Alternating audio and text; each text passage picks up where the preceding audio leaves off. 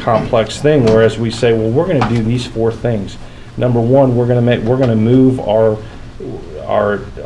proficient students to advanced at this rate. We're going to have an ACT score of this. We're going to have AP scores of this. We're going to, and I don't, I've got, like I said, I've lots of ideas of measures, and but I think we need something tangible that we can all kind of sink our teeth into. I want to jump in because I just kind of light bulb went off. So the BMA just approved their 2030 earlier this week after input from all the groups. And I know Collierville has already approved their strategic plan prior to ours. So I'm wondering, are there examples of working plan documents? And I'm not saying we need another 30, 40, or 50 page document necessarily to read, but maybe if we had some examples, tangible examples of what might a working plan look like. And I'm certainly not saying take all of this and do it, but there might be something that already exists out there so that we can kind of digest and process that and say, okay, now we know, because maybe the hole that we're looking to fill, that's where it is. But Collierville may have one. I mean, you meet with superintendents across the state. They may have something we can look at. Now that the BMA has approved their 2030, my guess is, Patrick and his folks will go back and we do have that actually. So maybe that would be helpful. Amy Ove was actually one of the parents who was working with Dan, and I forgot the other parent's name. Allison Fondo.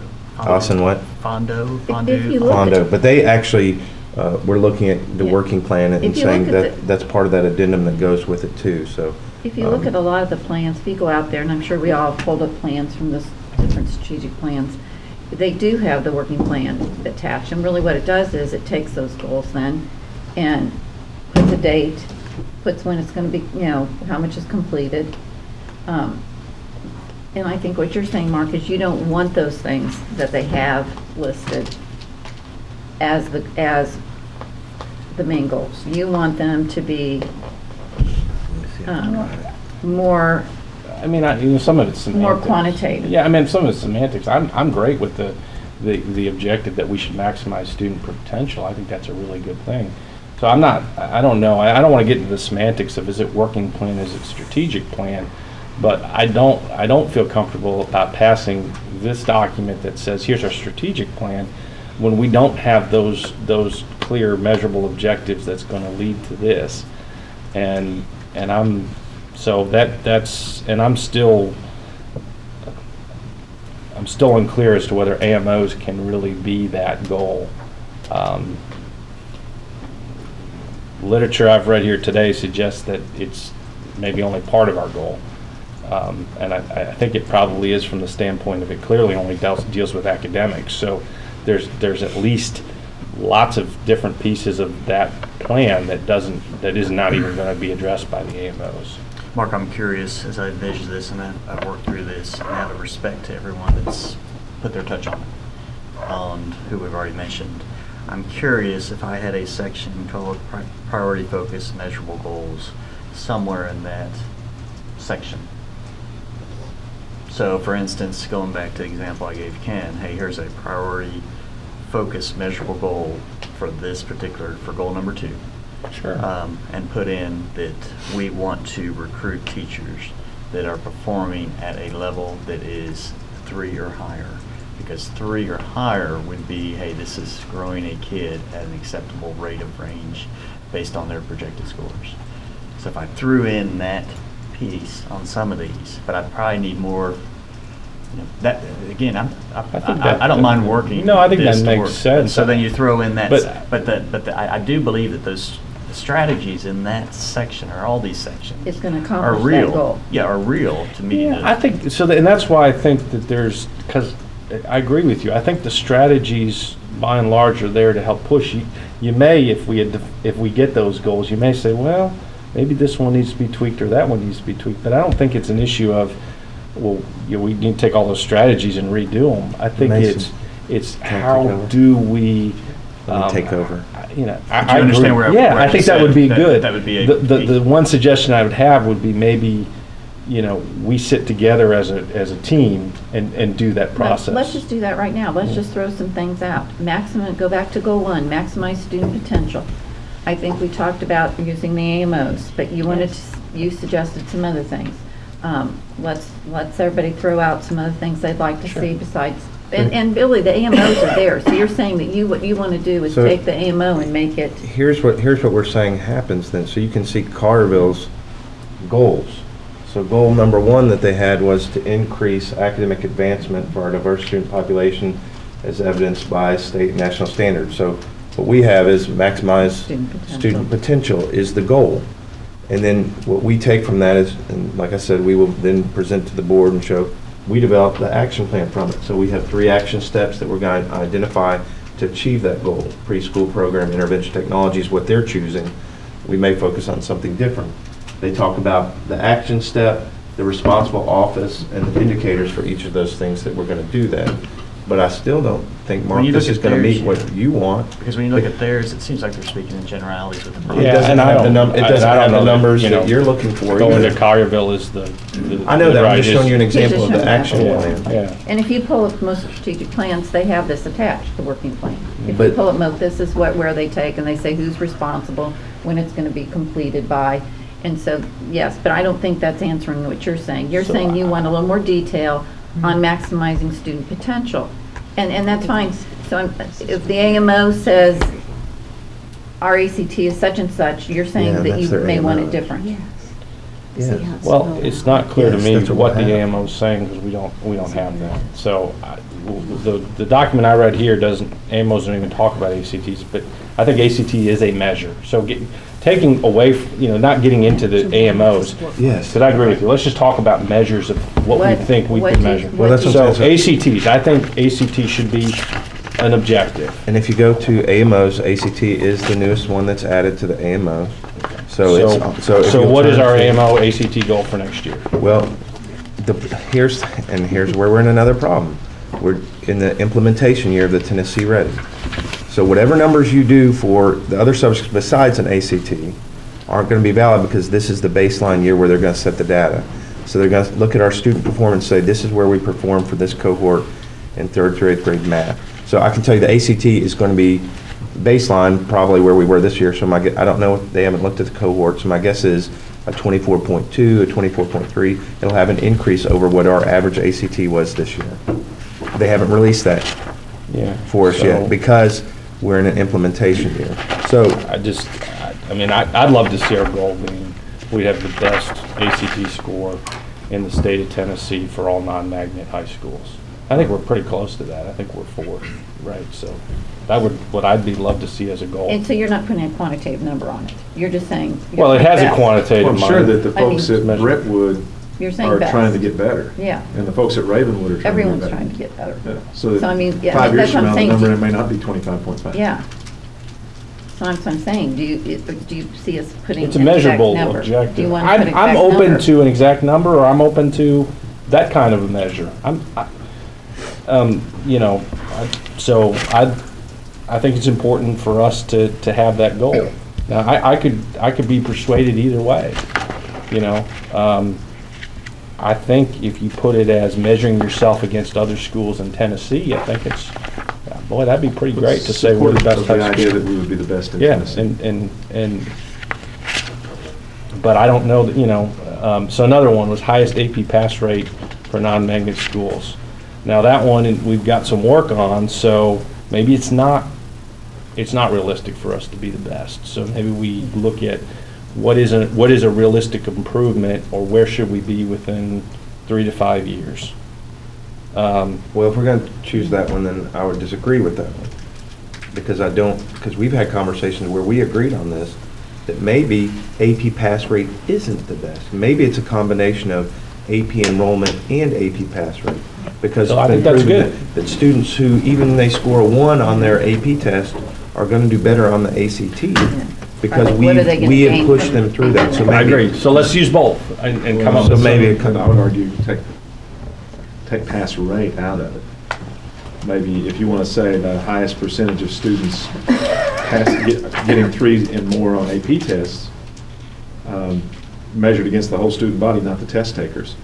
Because you don't want to push people out of AP. You don't want to, so if we say it's pass rate, even if it's pass rate combined with participation, and Dan is the AP teacher, Dan's going to say, don't send me anybody who can't pass that AP test. Because as soon as we adopt that as a strategic goal, that's going to float all the way down to that teacher as, They're going to this is reach it your one way or role in another. supporting the strategic plan. There's two ways to reach it. Yeah, so that's Hold the a great herd, point. or- yeah. So how do we, I mean, But the number of, divided by the student body, which the teacher has no, I mean, that is what it is. How many AP threes and more did we get compared to the number of kids? right, that so we have? you're. Percentage of students earning an AP. What we're pass saying on is, AP. yeah, I think that works, because you're saying a teacher is actually incentive to get more people More to take kids in there. AP, because. I don't care how many, what percentage of you pass, I need a big number of you to I pass. think it's a valid point. So I'd But agree I also want to with, be careful about getting too many goals on any focus area. And I agree with that, so I'm just throwing out ideas. I think you need to, you said percent of kids receiving scholarships. I don't know how easy we track that today. we do. That's You know, correct. so that's really, I mean, if we said 95% of our kids receive college scholarship, I know that's not what it is, or it's probably unrealistic, but that would be really powerful. Percent of students scoring advanced on Tennessee Ready, that sounds like that's probably taken care of in that The AMO. AMO measure, although it sounds like for next year, it's really, yeah, it's really Anything relative to 10 ready is probably going to be. probably out the window So after the what next happened statistic next this year. week. For the next year. I had National Merit Scholars, that probably goes in the category of maybe too many measures, and I don't know, Here's- I'm open to other Here's the suggestions. wrinkle that I have with it. I think if we're looking at ACT and we have these AMOs, my concern with that is, what am I doing? What are the strategies to make more National Merit Scholars? So when we're trying to develop our action plan as the school, as the district, what does that mean to have more National Merit Scholars? So I could think tell we're gonna you- hit that- I could tell you 3 strategies just off the top of my head. First of all, encourage many more people to take the PSAT. That would be, But we have, I don't think we have a widespread encouragement to take PSAT. Now, that's the easy one. Secondly, I would say, but I don't want to get into the weeds, so I was going to say you could have PSAT prep classes. There are things you can do. No, And go I'm not ahead. What are the saying other two? What are the other two? take PSAT prep classes and make sure kids are taking high levels of advanced math and English, because that's going to translate into doing well on the PSAT and the SAT. So that's 3 strategies that you But could. then aren't we hitting that with? Yeah, 'cause I so would say I'm we're not hitting saying it we with should, I'm not ACT. saying all of these Right. need to be on there. In fact, that one I think probably is at a level of detail that, yeah. maybe that's not one we should put on there. I'm not saying these are just ideas I came up with as to, because I anticipated people would say exactly this, which is, okay, so if we want to have measurable goals, how are we going to do that? What are we going to measure? And so I started with, okay, here are some of the things I came up with, but I think it would be a good session for all of us to put them against the wall and say this, high school graduation rate, that's in AMOs. So, but what is our target? Is there any reason that we shouldn't have the highest graduation rate in the state of Tennessee? Mark, you have great high goals, and they're wonderful, and the vision is awesome. We do so much for the kids, the gifted kids, the AP kids, the dual enrollment, the honors, the whole thing, and we do so much for our disabled. Special needs. Special needs, everything is going. What happens to the kid in the middle? So it's Where Yeah. great question. where are their advocates? Where are they? I talked to somebody this week, and they said, if I wasn't my child's advocate, if I was there and the principal told me what the principal told me, and I didn't have the knowledge or even the financials to do what I needed to do for my child would just be lost, absolutely lost. So how do we come up What with a do we goal to do? measure? What do we do for that kid in the middle? Yeah, so how do we come up with something to measure? I had, employment after high school in a technical field, if we're going to go from a technical. That was one measure I came up with.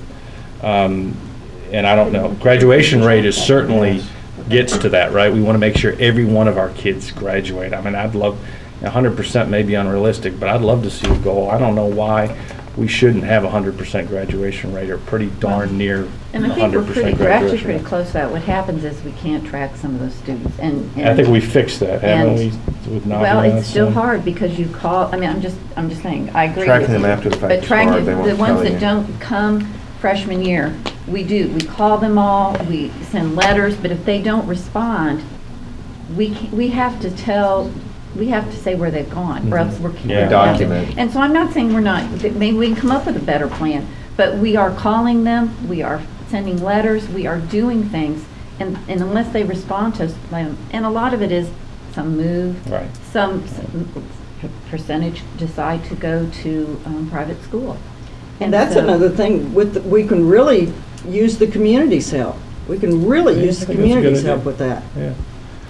So it all ties in together. I'm sorry. I thought That's you were okay. through. I'm sorry. I'm going to toss out an idea, and we can digest this. I was just showing Mr. Manuel, another school district has like a scorecard where underneath each objective, it's got those numbers, like graduation rate, people in AP courses, how many, all these things that have been Great. listed, okay? So from what I understand is, once we approve this plan, that scorecard is then created, and we see it all the time.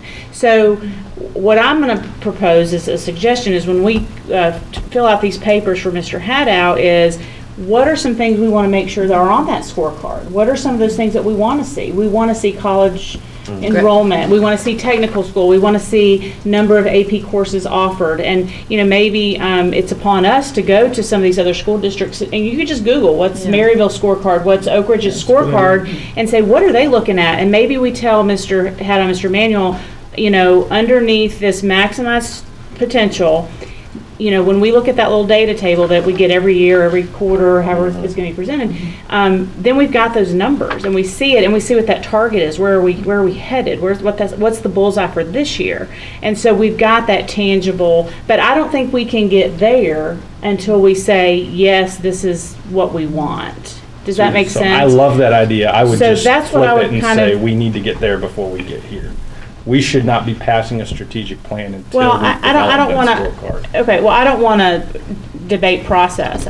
My question is, do we think is that a good exercise for us as a board to say, when we start looking at the scorecard, when we start looking at that list, what kind of things do we want to see? I agree. And we're going to come back again, right, and have this discussion, and maybe that list is given to all of us. This is what you guys came up with. Are you happy with this? Is there anything that's missing? So that then we know, when we vote on maximum student potential, we know what we're getting. Does that make sense? So I don't know if that sounds like something that would move this conversation forward. Does your list have some But things that you want on the scorecard? that's what I'm going And to I propose. think to you. too, I think Yeah, that's I a can great go through the idea. whole- No, I'm sorry, but I'm same saying, I thing. think too, you have to realize what Jason was showing, if you pull up almost any strategic plan for a school, they then have the working plan.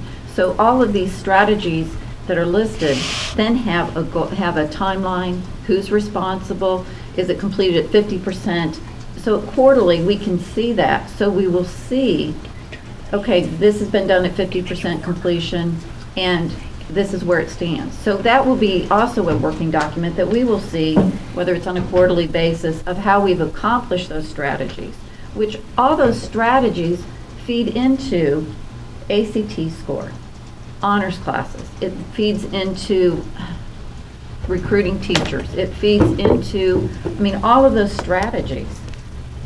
They all feed in then to ACT score, graduation rate, which are all listed in the AMOs. But if we would like to, maybe we all pinpoint some key ones that we want to see on a scorecard that is readily available to us to see how we stand, then I think that would be a good solution. I think that's a great suggestion. I think it's a great idea too. I love that.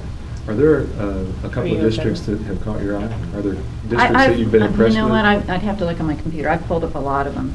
And they all do have working documents. And that's, that's where you see what's been done, or notes that this has been completed so far, this is at 25%, and maybe Ms. Price is responsible for that. And then when that all comes back to us on a quarterly basis, we can see how we've accomplished those goals. And we also can look at, a lot of the benchmarking, all of that tells us how our students are doing. So each quarter, I don't know how often we benchmark, but you get a report, but We do 3 times a year. So I mean, we can see things like that tied in as well. When it talks about the CBM, we can see where we are. And it is a changing plan, because maybe it comes back that our 5th grade readership has gone down. The fluency, the literacy, and so the plan may change. But I think if we have some kind of scorecard that is then attached to the working plan, I think that would hit some of those things that you're concerned about. And I also have to agree with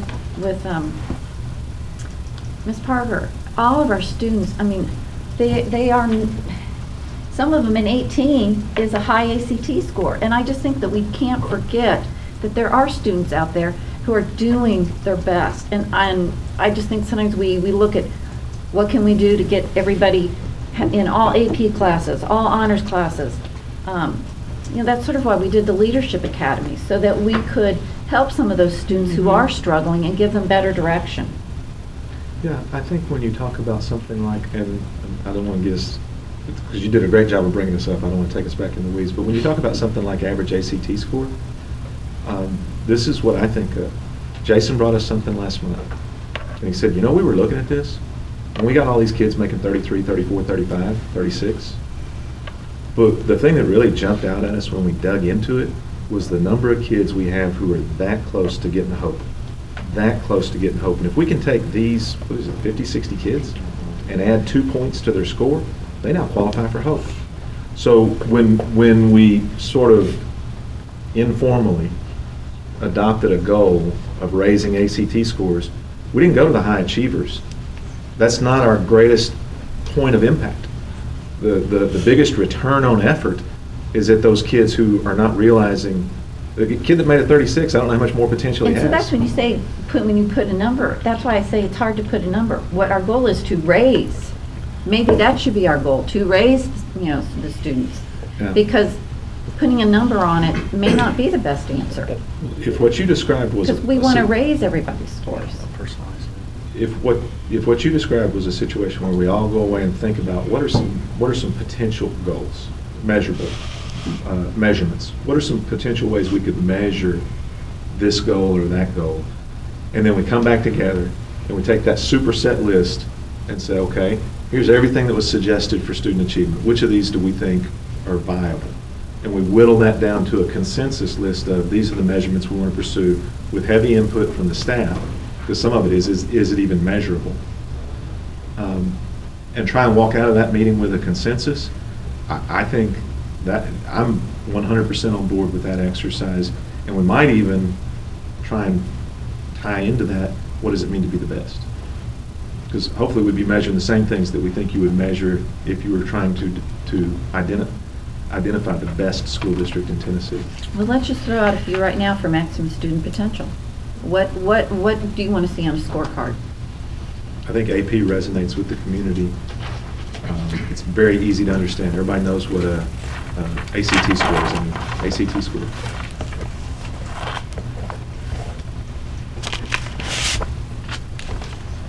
And my other one would kind of be AMO, percent proficient advanced. And again, if I'm going to grow the percent proficient and advanced, I'm going to spend a lot of focus on the basic. And the AMO has 2 components. It has achievement Gap and it closure. has the value added with it too.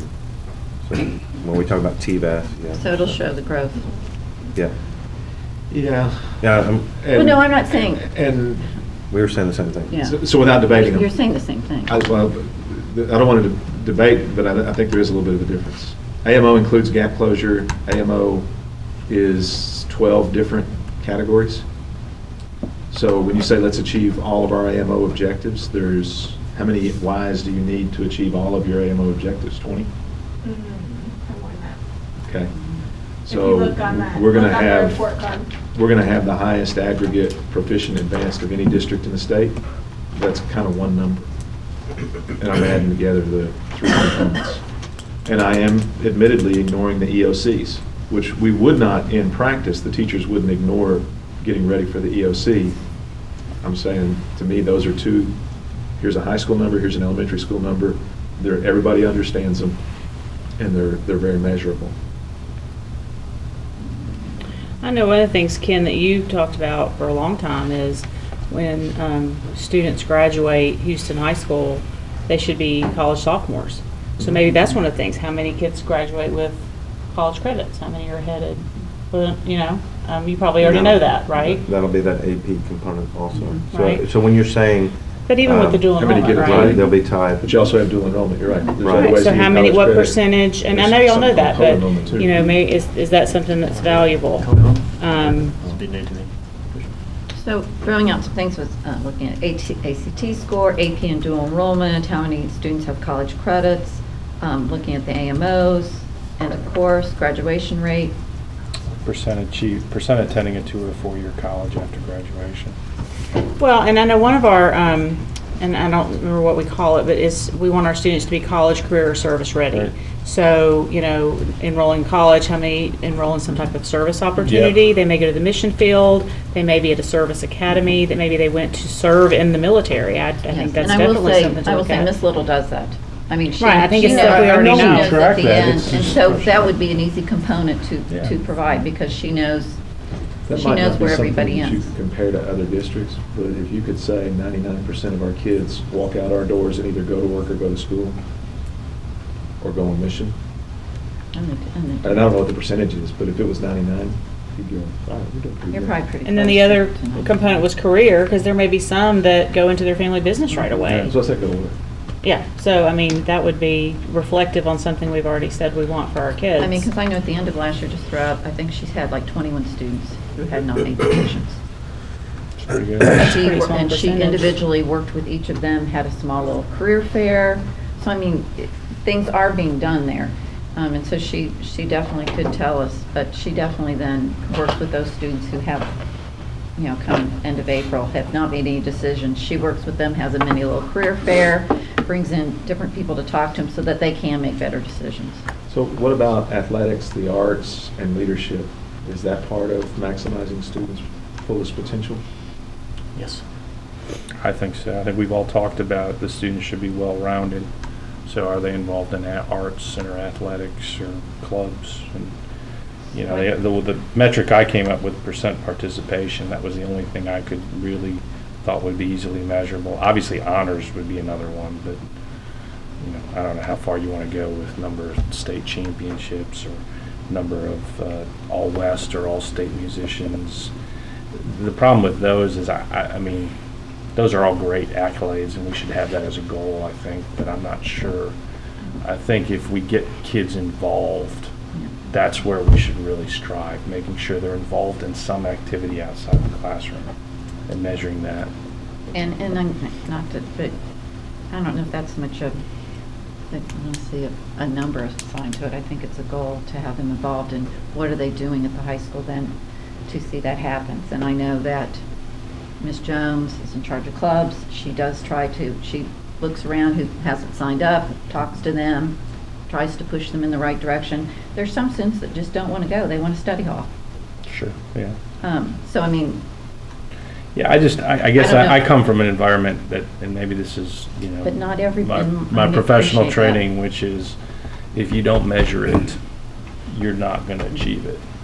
And so I think you can take that too far. I don't think everything is a number, but Yeah. at the same time, if you're really going to focus on something, if you're not looking at, well, how are we doing on that measure, it just becomes Well, kind that of, one, let's do it. that's another one that concerns me. Here are the 7 of us sitting at a table, and you've set the goal, and I'm just saying, let's say that we want 80% of us who are participating in extracurricular activities, but you need to babysit your little sister at home, and you're going to work for your family's business, and it doesn't matter what club fair we have, it doesn't matter what opportunities we're providing, you still have to babysit your little sister, and you Right. still have to go to work at your family's Right. business. Absolutely. So that type of metric concerns me, because that's one of those that, are we doing things, or are we providing club fair opportunities? Are we setting Maybe goals it's for? number of clubs, I don't know. Yeah, so that's what I'm saying, are we, Yeah. are we setting Number the of table? I just don't think Are we you doing can put a number programs on it. versus, and hold Mark, on, the I school, appreciate- y'all don't have enough who are doing clubs? Yeah. We all come from different backgrounds. And, even though we live in Germantown and we have a highly educated population, not everybody pushes these things to their children. And so what can we do in the school? I think that's more. Can we, we have a club fair.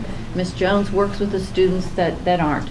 The ones that don't sign up that are sitting in study halls, can we go to them and offer some other All great opportunities? things to do. But we are doing a lot of those things, and I think putting a measure on clubs is probably a harder thing. So the only thing I would say to that is, one of the things I think we have to maybe, it's okay to have a goal.